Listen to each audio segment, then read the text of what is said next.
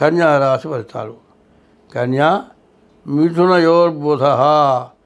కన్యా మిథునాలకి బుధుడు అధిపతి. ఈ బుధుడు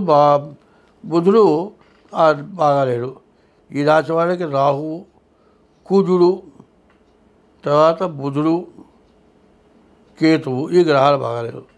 శని, రాహు, కుజుడు, బుధుడు, కేతువు ఈ 5 గ్రహాలు కూడా బాగాలేవు. ఈ 5 గ్రహాలు బాగుండకపోవటాన సమస్యలు ఏమిటాయంటే శని వల్ల అనవసరమైన దండగమారి ఖర్చులు. ఈ శని ఉండటం వల్ల ఏదైనా దెబ్బలు తగలటానికి అవకాశం ఉంది. తర్వాత మీకు నష్టం రాబోతుంది అని శని ముందుగా ఎప్పుడు మీకు చెబుతాడు. అది గుర్తుపెట్టుకోండి. చెమ్ముతో నీళ్లు పట్టుకొని వెళ్తున్నాం అనుకోండి, జర్రం ద్వారా నీళ్లు పోతాయి కింద. ఇది అపశకునం కింద లెక్కేసుకోవాలి. మరి ఇంట్లో పొయ్యి దగ్గర ఆడవాళ్ళు పొయ్యి ముట్టించినా కూడా ఏ రవ్వ వచ్చి గుడ్డ మీద పడి సన్న బెల్లం పడుతుంది, కాలుతుంది. అప్పుడు శని పట్టబోతున్నాడు అని, శని వల్ల నష్టం జరగబోతుందని తెలుస్తుంది. మనం వెళ్ళేటప్పుడు ఏ చిన్న మేకో పట్టుకొని గుడ్డ చిరుగుతుంది, అప్పుడు శని పట్టబోతున్నాడు అని అర్థమవుతుంది. ఎవరైనా సరే బయటికి వెళ్ళేటప్పుడు ఎదురుకుండా వచ్చి నువ్వు ఎక్కడికి పోతున్నా అని అడిగితే శని పట్టబోతున్నాడు. లేకపోతే ఉండు నేను కూడా వస్తానంటే శని పట్టబోతున్నట్టే. ఎవరైనా శనిగాళ్ళగా ఎమ్మడబడ్డాడు అనుకుంటారు. ఈ శని వల్ల ఇట్లాంటి సమస్యలు వీళ్ళకి బాగా ఎక్కువగా ఉంటాయి. శని, రాహువు, కుజుడు మరి ఈ గ్రహాలు బాగుండకపోవటాన రవి మాత్రం ఏకాదశంలో మంచి బలంగా ఉన్నాడు. ఈ రవి బాగుండటం చాలా మంచిది.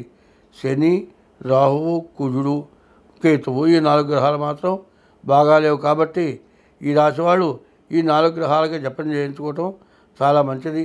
అయితే ఎప్పుడు కూడా కాలమెంత వృధాల కాపాడినను కానీ ధాత్రిలో అది చూడ దక్కబోదు. కాలం ఎంత మంచిదైనా కూడా ప్రాణం పోయేటువంటి టైంలో ఎంతమంది డాక్టర్లున్నా, ఎంతమంది ఏం చేసినా ఏమీ ప్రయోజనం ఉండదట. కాలమెంత వృధా కాపాడనను కానీ కాలమే పొద్దు నిలవబోదు అని. కాబట్టి ఇవి మంచి రోజులు. ఈ మంచి రోజులు దైవాన్ని పూజించడానికి మంచి రోజులు. ఇటువంటి రోజుల్లో ఎటువంటి దోషాలున్నా కూడా పోవటానికి అవకాశం ఉన్న రోజులు మంచి రోజులు. మధ్యాహ్నం పూట నిద్రపోవటము, తెల్లారి 9 గంటల దాకా నిద్ర లేవకపోవటము, లేచి కూర్చొని బద్ధకంగా ఉండటము ఇట్లాంటివి ఎవరైతే చేస్తారో వాళ్ళకి నష్ట కష్టాలు ఎక్కువ. ఈ శ్రావణ మాసం మొత్తం కూడా దేవుణ్ణి ఎంత పూజ చేస్తే అంత మంచిది. ఎవరైతే లక్ష్మిని, ఈశ్వరుని పూజిస్తారో వాళ్ళకి సమస్త దోషాలు పోతాయి, గ్రహ దోషాలు పోతాయి. ఇందాక చెప్పాను శివుడికి మహారుద్రం అని చెబుతున్నా. ఆ మహారుద్రం అనేటువంటి పూజ చేస్తాం, అందులో వీడియో పెడతాం. మీరు ఎవరైనా సరే దీనికి డబ్బులు కట్టినా కూడా ఆ వీడియో మీకు చూపిస్తాం. వాట్సాప్లో వీడియో పెడతాం, చూడొచ్చు మీరు. ఈ పూజ చాలా విశేషమైంది కాబట్టి ఇటువంటి పూజలో పాల్గొనండి. మీ గ్రహాల శాంతుల కంటే కూడా ఈ నెలలో దేవతా పూజలు చాలా విశేషమైనవి. ఎందుకంటే రాహు వల్ల నష్టం, మరి కేతువు వల్ల నష్టం. రాహుకేతువులు అంటే మామూలు వాళ్ళు కాదు. సూర్య చంద్రులనే వేధించినటువంటి వాళ్ళు రాహుకేతువులు. పైన కుజుడు బాగాలేడు.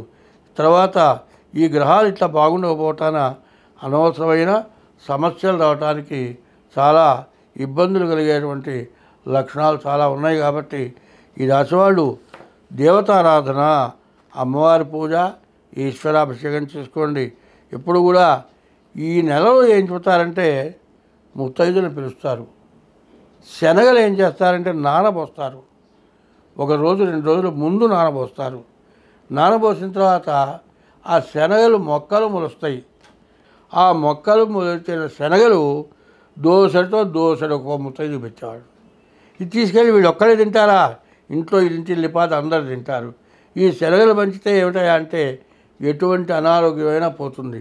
ఇప్పుడు డాక్టర్లు కూడా ఏం చెబుతున్నారు, ఏమైనా పొద్దున్న ఇడ్లీ, అట్టు, పూరి తన్ని తినబాకన్నాయా, మొక్కలు మొలిచిన విత్తనాలు తినమని చెబుతున్నారు.